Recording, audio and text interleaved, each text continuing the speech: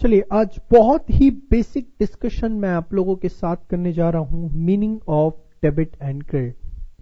ये दो वर्ड्स हमारी जिंदगी में कॉमर्स लेते के साथ ही जुड़ जाते हैं, बट इसका मतलब कॉमर्स खत्म होने तक हमें पता नहीं लगता। हम इनकी एक अलग ही दुनिया में चले जाते हैं। Debit what comes in, credit what goes out, debit all expenses, credit all incomes, debit the receiver, credit the giver, जिनको आप गोल्डन रूल्स के नाम से जानते हैं। बट क्या ये डेबिट एंड क्रेडिट के मीनिंग है? नो, ये डेबिट एंड क्रेडिट के रूल्स हैं, एक रटने का तरीका है। अगर मैं बड़े सिंपल वर्ड्स में बोलूं, आज हम समझते हैं कि डेबिट और क्रेडिट का मीनिंग क्या होता है और उसके बाद हम एक नई अकाउंटिंग डेवलप कर पाएंगे। आइए, सबसे पहले डेबिट की अगर मैं बात करूं तो डेबिट का मतलब होता है नॉर्मल इंग्लिश में दैट इज ओन्ड।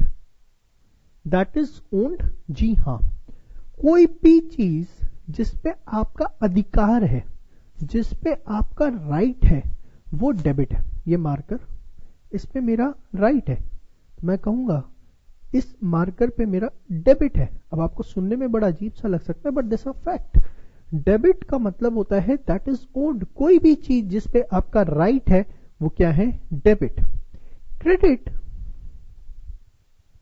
क्रेडिट का मतलब होता है दैट इज लोन्ड, कोई भी चीज जो आपके लिए लोन है, कोई भी चीज जो आपके लिए लोन है, दैट इज क्रेडिट।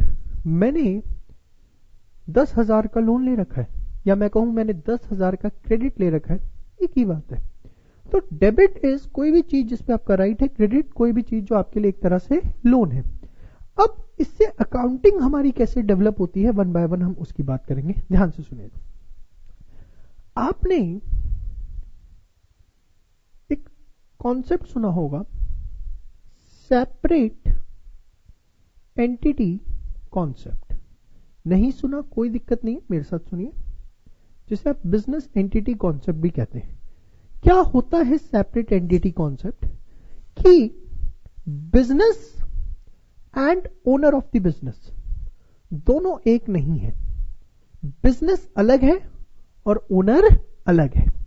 अगर आप ये कहते हैं कि आपने फीस चंदन सर को दी पढ़ने की, तो आप गलत है। आप ग्रूमिंग एजुकेशन एकेडमी में आ रहे हैं, आपने जो फीस दी है वो ग्रूमिंग एजुकेशन एकेडमी को दी है, चंदन सर को नहीं दी। चंदन सर तो वहां एक लेबर है। बिजनेस अलग है और बिजनेस ओनर अलग है। जो भी चीज आप बिजनेस के अंदर रिकॉर्ड करते हो वो बिजनेस के पॉइंट ऑफ व्यू से होती है, वो ओनर के पॉइंट ऑफ व्यू से रिकॉर्ड नहीं की जाती। Business and owners of the business are two separate entities and all the transactions are recorded from the business point of view, not from the owners point of view. अब इसका हम अपनी accounting में debit credit के साथ कैसे associate करते हैं? आइए, सबसे पहले एसेट। क्या होता है एसेट? अगर मैं सिंपल वर्ड्स में बोलूं तो एसेट का मतलब होता है एनीथिंग विच प्रोवाइड्स कैश और बेनिफिट्स। कोई भी चीज जो आपको या तो कैश प्रोवाइड करे या बेनिफिट्स प्रोवाइड करे, वो आपके लिए क्या होता है? एसेट। अब जैसे एग्जांपल के तौर पर एसी लगा हुआ है, फर्नीचर लगा हुआ है बिजनेस के अंदर। ग्रूमिंग एजुकेशन एकेडमी में फर्नीचर है। अब ये जो ग्रूमिंग एजुकेशन एकेडमी में फर्नीचर लगा हुआ है सारा का सारा, चाहे वो एसी है चाहे वो डेस्क्स हैं, तो अगर आप ये कहते हैं कि ये सब चंदन सर का है, गलत है। इन सब पे क्या चंदन सर का राइट है? नहीं, इन सब पे राइट है ग्रूमिंग एजुकेशन एकेडमी का। चंदन सर का इस पे कोई भी राइट नहीं है। तो बेसिकली बिजनेस के पास जितने भी एसेट्स होते हैं, कोई भी फिक्स्ड एसेट हो, चाहे बिल्डिंग हो, चाहे वो मशीनरी हो, चाहे वो फर्नीचर हो, जितने भी एसेट्स बिजनेस के पास होते हैं उस पे राइट बिजनेस का होता है या ओनर का होता है? उस पे राइट होता है बिजनेस का।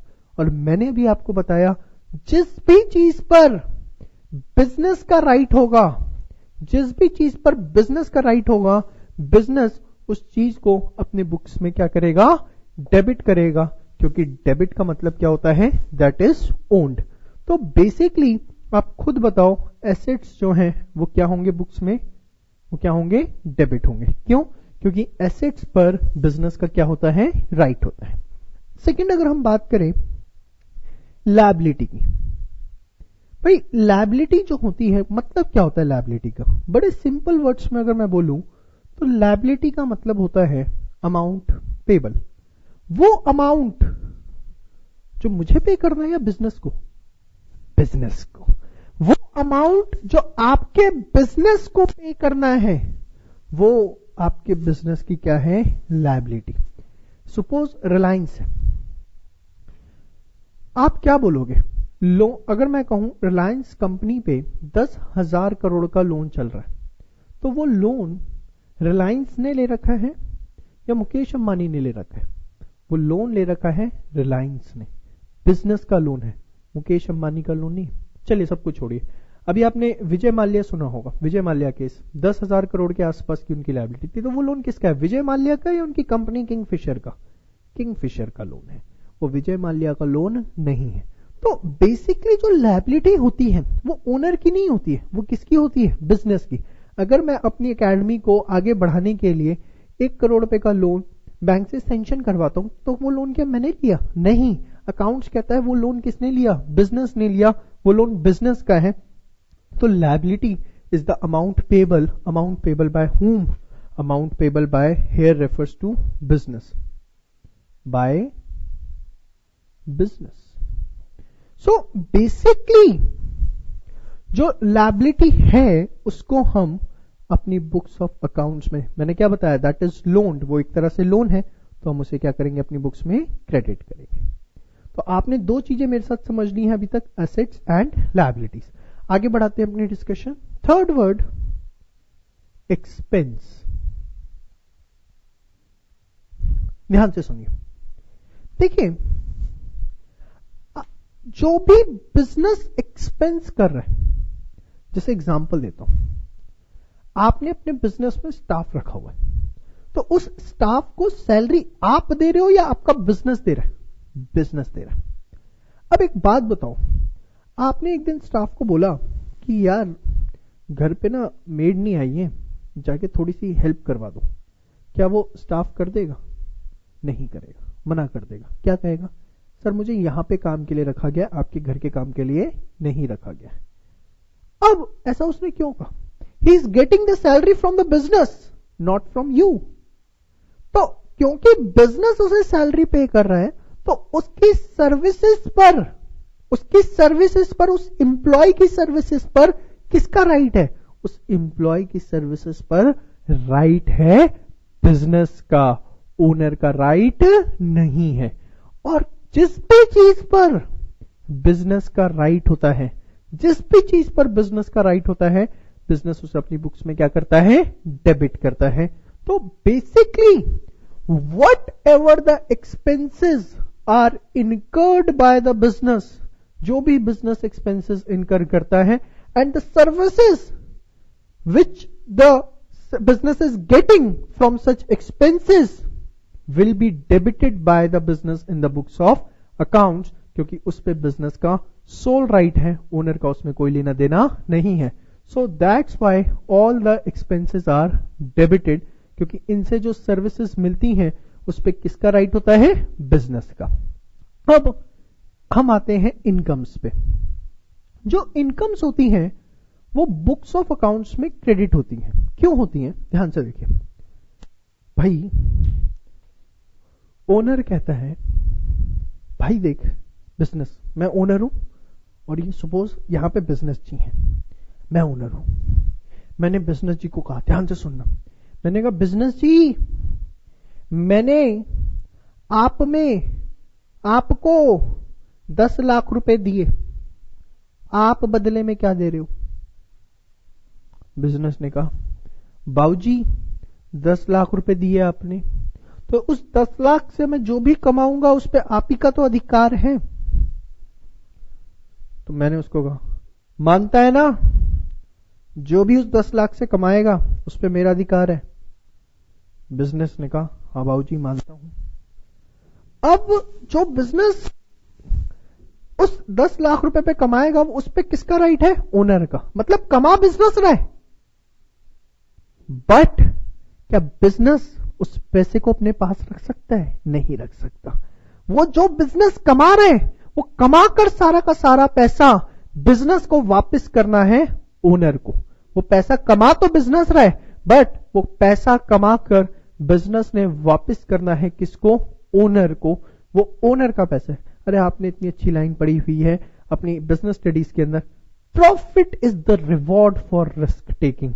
जब ओनर बिजनेस में पैसा लगाता है तो वो एक रिस्क लेता है, और उस रिस्क का जो रिवॉर्ड होता है वही तो क्या होता है? प्रॉफिट। तो जो भी बिजनेस कमा रहा है उसे कमाकर वो अपनी जेब में नहीं डाल सकता। वो सारा का सारा पैसा उसको देना है। किसको देना है? ओनर को देना है। तो जो भी वो कमा रहा है बिजनेस, एक तरह से वो उसके लिए लोन है, क्योंकि उसे वापस करना है किसको? ओनर को। इस वजह से इनकम बुक्स में क्या होती है? क्रेडिट। तो आपने मेरे साथ बड़ी ही सिंपल चीज समझी कि what is the meaning of debit and credit, और क्यों असेट हम डेबिट करते हैं, क्यों लायबिलिटी क्रेडिट करते हैं, क्यों एक्सपेंसेस डेबिट करते हैं, और क्यों हम इनकम्स को क्रेडिट करते हैं। ये जेन्युइन रीजंस हैं कि why assets are debited, liabilities are credited, expenses are debited and incomes are credited। तो इसके साथ एक छोटी सी डिस्कशन हम और कर लेते हैं यहां पर, एक्सपेंस वर्सेस एक्सपेंडिचर। आपने ये वो दो वर्ड्स बहुत ज्यादा सुने होंगे। आज हम समझते हैं जरा दोनों में डिफरेंस क्या होता है। समझिए, देखिए एक्सपेंस का मतलब क्या होता है। एक्सपेंस और एक्सपेंडिचर दोनों में ही हम खर्चे करते हैं, amount spent. But expense is the amount spent from which benefits will come for certain period of time, and expenditure is the amount spent from which benefits will come but for uncertain period of time. Let us take an example. अगर आप अपने staff को 1 महीने की salary दोगे तो वो कितने महीने काम करेगा?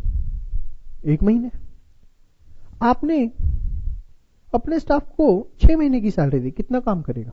6 महीने। तो आपने खर्चा किया और आपको पता है कि कब तक बेनिफिट मिलेगा, तो वो क्या है? एक्सपेंस।